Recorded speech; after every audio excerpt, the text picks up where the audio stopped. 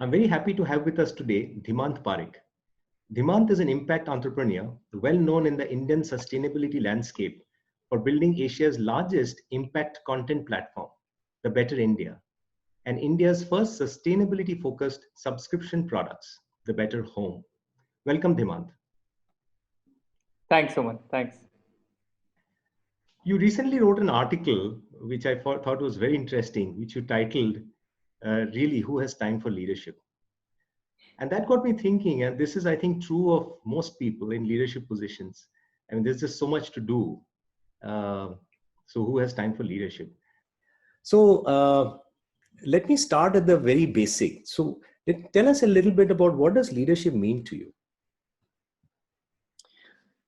See, I largely have seen leadership at close quarters only in a startup environment. So these are like small scale companies, severe lack of resources, and really trying to punch way above its size, right? And in these scenarios, for me, leadership is basically the set of things that you do as a leader, and the set of values that you value, and the set of things that you're passionate about.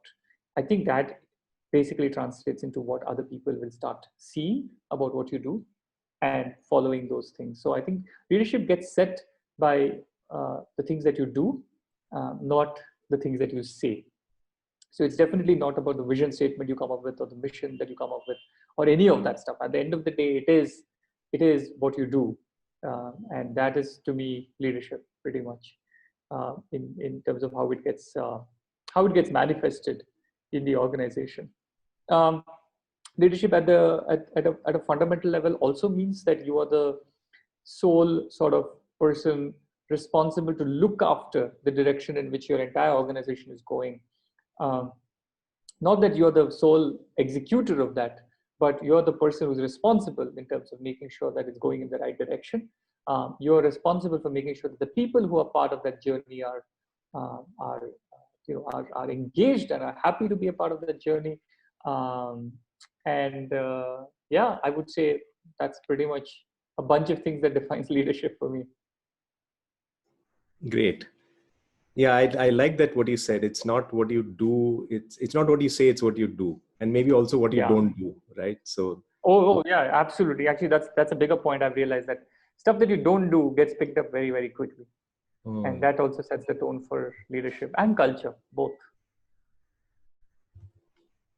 So, for an entrepreneur, are there any tips that you'd like to suggest in terms of, let's say, somebody starting out? How should they approach leadership? Like I said, I don't think you should think too much about leadership, but you should really think about how passionate are you about solving that problem, right? Is that problem so annoying for you that you really want to commit your next 5 years, 10 years, 15 years to it? If that answer is yes, then you would definitely kind of see that you are committed, and the moment you are committed, you'll be able to attract people who are committed to you and to the cause. So I think first is be absolutely 100% sure that you're committed to the idea, whatever the idea of your startup is. It can't be that, hey, let me try this out and see if it works, and that doesn't cut it, right? I think all frameworks of management and business and all of that are secondary. I think the first thing is that how committed are you to solving this problem? Is this a large enough problem for you? And the fact is that if it is a large enough problem for you, then it's very likely that it's a large enough problem for many other people. So the market will always be there, and how you navigate through it is where you bring in all these tools. But at a fundamental level, I would say that get that out of the way. That clarity should be of utmost importance, and then it's all about how you go about it. Okay. So, you have grown from what was essentially a 2-person passion project to a startup, and onto a fairly large setup, right, with almost 100 employees. So the leadership style also needs to change and adapt, right? So maybe some unlearning as well. How do you do that? Is that something you do consciously? I definitely think we do it consciously, more so now. honestly, I didn't think too much about it when we were a 2-member team and when we went to, let's say, 10 people, 8 people, or even till 15 people. But then I realized that at some point you become a bottleneck if you don't very quickly adapt to your way of working, because as a person who started something, you are very sort of conscious about every little thing, including how how your logo is seen and how where the full stop is and the comma is. You know what I mean? Everything is important at the same time, and that's right if you're a 2-member, 3-member team, or even a 4-member team, right? But the moment you're a 10-member team or a 15-member team, you need to acknowledge that there will be people smarter than you who will be able to do a better job than you. So the more you cling on to every aspect of things, you will realize that it's basically just hindering the overall growth of the company. So the ability to give up control on things that you really kind of gave birth to is a very, very crucial one, and it has to be done in a very smart way. Now that doesn't mean that you just delegate everything and kind of walk away. So there's a fine balance between how you approach this, right? Because it's a function not only of how much you're able to delegate, it's also a function of the kind of team that you have, which is able to kind of accept this and kind of build on top of it. So I think that transition from a 2-member, 4-member team to a 10, 15-member team basically changed in terms of how much of a you start prioritizing things and you realize what are your bigger focus and areas, and what are you okay with kind of letting go. I think when we went from a 15, 20 people to close to 100, like 90, 95 people, the biggest change was that, the reason why I work in startups, the reason why I kind of find my companies is because I like the flat sort of structure where everyone is approachable to everybody. And I realized very quickly that a lot of people don't come from that background. So if there is no hierarchy, it leaves people very confused. So people who are entrepreneurial get it, and they would just pick the baton and run. But when you grow, you realize that you will get a lot of people who specialize in certain specific verticals, and those verticals alone, and rightly so, because they're better at it, and they do need a much more rigid structure than how I would have preferred, right? So when you're starting off, you're basically a jack of all trades. You're not an expert on anything, right? But you know a little bit of finance, you know a little bit of sales, you know a little bit of this. So you're doing everything.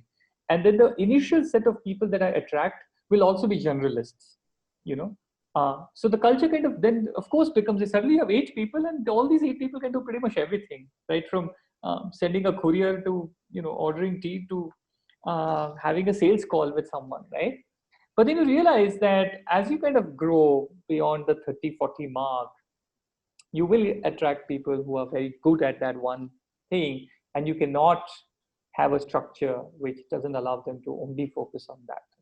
Do that. So had to really kind of bring in an org structure, which is a very sort of a new thing for us, very clearly defined metrics, which earlier was not the case, because everyone's metric was the overall business earlier, right? So we would all celebrate a sales call, which we had closed, or we would all celebrate a milestone in our readership and stuff like that. But now it becomes like there's a sales team whose KRAs are only sales. There's an editorial team whose KRAs are basically readership, and it's important that these metrics are kind of allocated, and there is a very distinct clarity on what are you measuring and how you kind of do it. So that whole structuring had to come in as we kind of cross that 40, 50 sort of a thing. So there have been numerous things. I mean, these are just certain things that I'm talking to you about, but there have been numerous changes that we have to learn, unlearn, give up, adopt, learn new things. I think all of that has changed us a lot. Yeah. I mean, I can go on this topic, to be honest, Suman. There have been so many transitions. It's absolutely fascinating. Some of those nuances that you got out, so interesting, because this is something a lot of people struggle with, right? Even in organizations, as you grow up, it's very difficult for people to adapt, and you have one style which may have worked in the past, but it doesn't necessarily. And I like that thing what you mentioned, that initially it's all about everybody's doing everything, but then at some point you will have to bring in structure, even though that may not be your yeah, you're not comfortable with it. You're not comfortable, but that is something that the people need, and that's why you're bringing that on. Yeah. Interesting. Yeah. So I mentioned culture. You also talked of culture earlier. So let me ask you a specific question about culture. I mean, culture, we all know, is very pervasive. It's enduring. Once it gets set, it's very difficult to change. And as a leadership team, you're basically, forming a lot of that culture. As you grow, and since you have been growing very quickly, what are the challenges you face in terms of, that purpose that you talked of, right? The vision that you talked of. How do you make sure that people who are coming in much later, and as the team is growing, how do you make sure that, like, some people want to have that structure, but how do they get the passion as well? How do they relate to the vision as well? Yeah. So I firmly believe, right, culture is only set based on what you do and what you don't do. Definitely not on what you say, or any of those, any of those things you put up on your walls in a company, reminding people of your values and goals and mission. I think that's needed to reinforce stuff, but I don't think they translate into what your team will eventually end up believing in. So culture starts right at the beginning, from the founders, and it's on two things. What are the things you really, really value and celebrate? And the second thing is that what are the things that you make it very clear is not acceptable? That's something that the company just cannot tolerate. Right. I think when you make a very clear distinction in terms of what you value the most and what you hate the most as a company, I think your culture gets set in as a spectrum between these two things. So people know what's kind of the boundary on either side. And this can't be, and this cannot get set by you just saying it. This gets set day in and day out by what is it that you cherish, what is it that you celebrate, what is it that you give a pat on the back on people, what is it that you say, hey, this is just not acceptable, and how do you say it, how often you say it, and so on. So I think that's very, very important. And the moment you do that, you will self-filter out. A lot of people will self-filter out themselves from whether they want to be a part of the organization or not. And I think that's a good thing, because eventually when you are hitting scale, you definitely want people who are aligned with your culture and the vision that you have. And that will only happen right at the beginning in terms of what you keep appreciating and denigrating. In order to transfer this, Suman, to people who come in much later, who unfortunately don't have, or I unfortunately don't have the luxury of being able to spend a significant time that, a lot of these things come out, is definitely hard. It's definitely hard. And which is where what happens is that when you actually scale up, you need to resort to things like, numbers, metrics. So what you do is that while your culture has got established with your senior team and the people who came in early on, you clearly figure out how is there a way to quantify that culture, and what does that mean, right? And then you start kind of putting those as sort of metrics, so that I wouldn't say a metric can 100% cover the concept of culture. It can't, definitely not. But it gives you a broad umbrella of kind of telling people what are we really kind of pushing towards.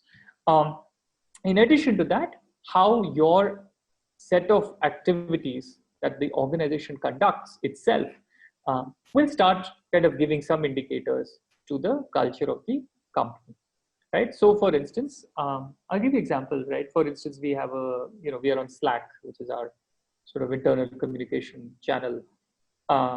So we have channels for every team, but we also have this whole channel for random stuff, like your GIFs can go there and all your random weird things that people can kind of put up there.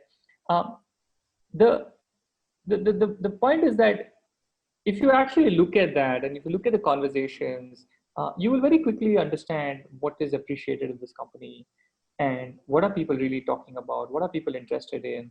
And that sets the tone for everyone else also when they come in to start seeing, okay, these are the kind of things that these guys talk about.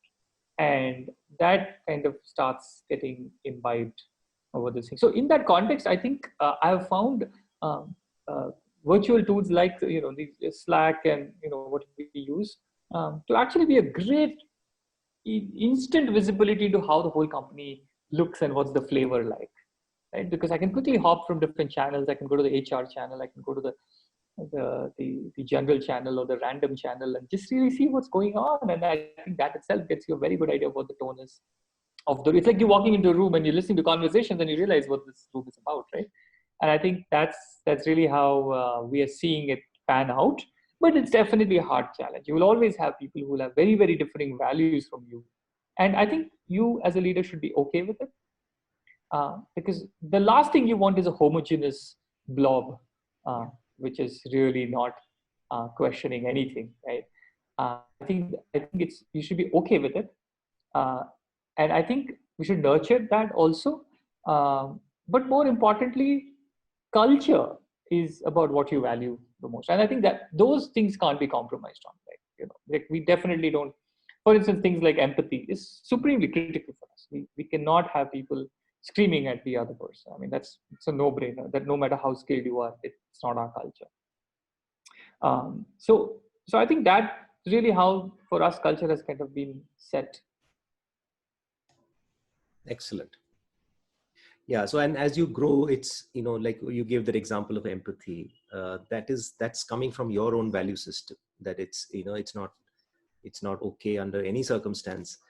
But the point is, as you grow, the people, the one level below you also needs to have that same level of awareness as well as commitment to do that, to follow that, right? And that's what will probably percolate the culture. Yeah, and whenever there is a certain sort of a violation of something that doesn't fit into our culture at all, what you need to do is take immediate, quick action and let that action be known to the entire organization. I think that is super important. Because if you don't do that, one is you don't take action. That's one thing. The second thing is if you don't even communicate what action you've taken to the entire organization, then you're setting the bar. So then that becomes the new floor, basically saying that okay, fine, this was okay, this was acceptable. So now I know that this is the flow, and nobody is kind of learning this in terms of just taking notes or anything. It's a subconscious thing that just starts getting in that okay, it's okay to shout at my colleague. Nothing really happened. I did that last week. I think it's important the moment that something like this gets noticed, immediate action taking is what conveys to everybody in terms of what is acceptable and what is not. And that reinforcement keeps making sure that things get solidified over many years. It takes many years. I mean, so on. You know more than me in this, the amount of insights you have in the whole concept of leadership and culture. It definitely takes years to really, really kind of nail this down and solidify it. And it still doesn't nail down, right? I mean, there are numerous challenges which come in. Absolutely. No, I can completely relate to that from a leadership perspective. And I think it's, that example you gave was really nice. Ties back to what you said earlier, right? It's what you do. So that immediate action you say, you're basically role modeling behaviors, and that those are the ones you want everybody to imbibe. So not doing something is probably sending the wrong signal. Yeah. Oh, it's definitely sending the wrong signal. Yeah. Super. We've been talking mostly about startups, but if I look around, even large companies are trying to become more entrepreneurial. There's also too much, everybody has a lot to do, right? So there is no time. And I think that's the general trend. What happens in that is, there's too much of tasks. So the focus on task becomes paramount. And I think often what happens is the focus on people kind of suffers, right? What's your view on this? So, I mean, how do you balance the two? That's a good question. And I think the answer to this, which a lot of large companies end up kind of doing, is, you have a separate HR team who is tasked with the idea of engagement and retention and how, the whole happiness index for the employees and stuff like that. I personally think that it can't be the responsibility of one single division, because an employee is not, it's not that functional, right? It's not like it's one aspect. It's not like a skill set that I have to impart you and I'll train you and now you've now become the next Java programmer. You gain proficiency in C++. So it's not that, right? So in order to kind of take care of people as you grow and you have a lot more to do all the time. What I want to bring out is this whole distinction, Suman, that the the the act of doing work and the act of taking care of people are not mutually exclusive. Because the moment you make them mutually exclusive is when this question arises. And if that question arises, that means that your work is not empathetic at all, and then why are you even doing it, right? So I think that it all boils down to that passion that you have as a founder, as a leader. And this, you could be a leader in a large, uh, sorry, uh, you could be a leader in a large multinational company, right? But you need to be passionate about what it is that you are leading. And the moment you are, you will find that people around you are excited and kicked about it. And then it's the simple acts of appreciating someone going out of their way and doing something, or achieving something within a much shorter time frame, uh, or calling out if someone's doing it in the wrong manner. And I think you have a very good team right there. That's all it really takes to as a leader of that division, to be so passionate about what you're doing that your entire team is passionate about it, and then it no longer feels like work because we're all kicked up. We all show up because we're really excited about what we're doing. And I think that's really how every leader should think about this problem. And I've worked in I think the one large company I really worked at when immediately after my engineering, it was like that. My boss was extremely kicked and passionate and very knowledgeable about the stuff that we were doing. And so my first job, I was super excited because all my colleagues were like, "Wow, we're doing something really, really interesting." And these used to be like 1-year projects and 2-year projects. So every day was a big challenge, and we would learn so much. And I think and that was not a large, that was not a startup. That was a large company. But then our entire team was as excited as any startup team. So I think it just boils down to that. What do you do? How much of a passion you have for your own, your own team. Very well said. This what you said about not looking at these two as two distinct things, right? They should actually come together. But often from my experiences, what happens is they tend to pull at each other, right? So let's say, for instance, I could be somebody who's empathetic, listening to people.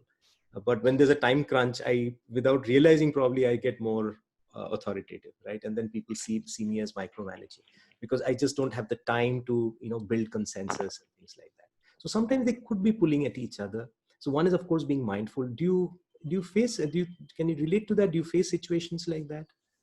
Oh yeah, I mean, of course. When there's a constraint and we have to get some things done, there is a time crunch. You have to get in and you have to get your hands dirty along with your team. I think two parts here, right? One is that it should be objective. It is always about the work. And I think that should be made very clear right from the beginning in all your interactions with all your colleagues, that no matter what, all our conversations are about the work on hand, and it's not about a personal trait. Right? If it's a personal trait, it's a different issue that needs to be handled very differently and out of the realm of the day-to-day work. That is a very different aspect. The very fact that I've hired you, I trust you enough that you can get the job done. And so from here onwards, our conversations are all about the work. And this is hard to establish, no doubt. So you will always have people feeling that they are wronged because, this thing is. And my view is that, look, as a leader, the biggest, and I'm talking to, from a leadership perspective, the biggest disadvantage or disservice you can do to yourself is to think that you can be 100% perfect in running a business, managing people, managing finance, managing investors, managing your customers, keeping an eye on competition. It's just not possible. Let's face it. And I think the more you come across as an honest self to even your team, I think the more they kind of build that affinity towards saying that, hey, we're all in this together. It isn't really about you or me, but it's about how are we getting these things done. And if it's not right, it's not right. And if I'm not doing something right, you should have the right to call it out also, right? It shouldn't necessarily be that, hey, I'm the only one who calls the shots, because we have to acknowledge that I as a founder, don't necessarily have all the answers. All I have is just the ability to persist and keep at it, but nothing else, right? Beyond that, from a skill set perspective, you guys would be better. Like, that's the reason why I would hire people. So I think you have to kind of make it clear. The objective part is very important, and also not be so hard on yourself that you need to be 100% on the side where everything is hunky dory and every day is a joyous ride. It won't be there. It never is, and accept that, but always kind of work towards being on the right side of things. That's it. Yeah, I think this perfection thing is what should I say?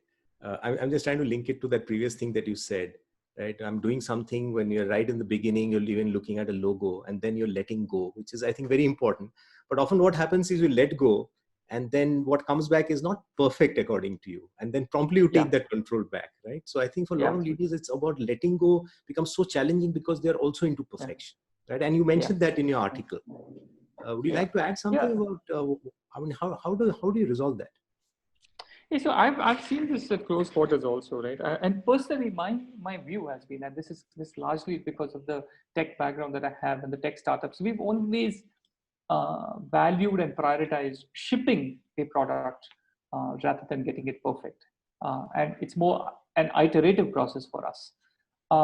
So I do think that perfection, if you really kind of start chasing that, it's a big trap, because there's never an end. Also, perfection is so subjective, right? So it's really in your head. For all you know, the user doesn't even care of the other 5 features that you're putting in.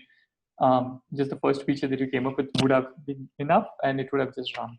So, and so you don't know that. And it's also very costly. Perfection is very, very costly in terms of everything. Your opportunity cost, the amount you spend on building that perfection, the people, it drains people out. So I've always been that, okay, that's fine as long as broadly it fits the bill. I know there are different leadership styles. There are people who believe in perfection and kind of do that, and that's also I think it works for many others. This doesn't work for me at all.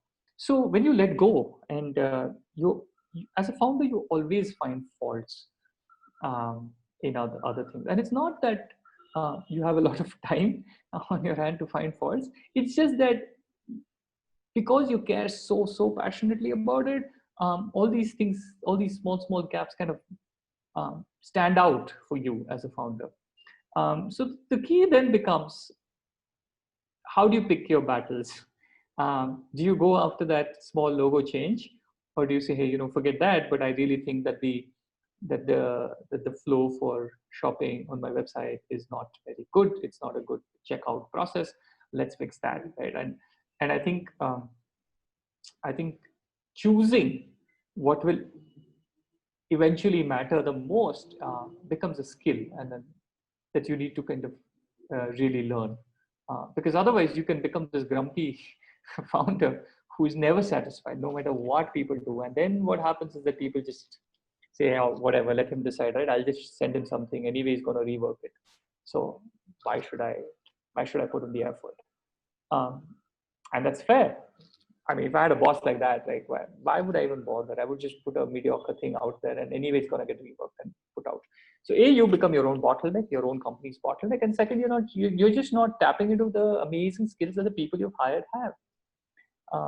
So letting go, being okay with certain things not being the way you want it, but looking at the larger picture in terms of, are we kind of moving quickly towards the goal we have? I think that trade-off is very, very crucial, and it should happen very early.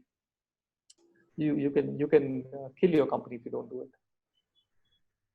That's a brilliant insight, Hemant. I mean, from what I gather, is what you're saying is, on one hand, you're very passionate, but you have to pick your battles, and so continue to be passionate on those areas, and you really have to let go. So probably a lot of unlearning for the other areas, right? Yeah. Super. So before we conclude, any one advice would you like to leave our audience with?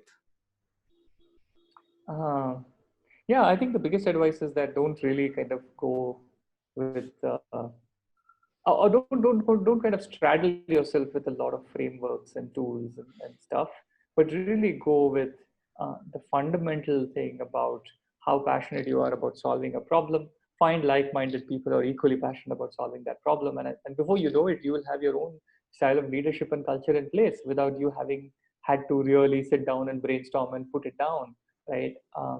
And I think any entrepreneurial venture, I think the key trait is persistence.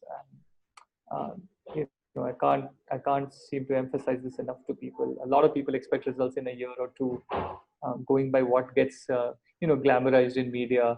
Some company started and they raised 20 million and now they've made this. And what people have to know that is less than 1% of the number of companies that get started, and most companies have an average sort of time of 10 years to make it to something worthwhile, right? So persistence is super critical if you're being an entrepreneur and trying to start something. And which is why it's also important that you pick a problem that you really care about, because otherwise nobody can give 10 years of their life on something which is a very fleeting interest, right?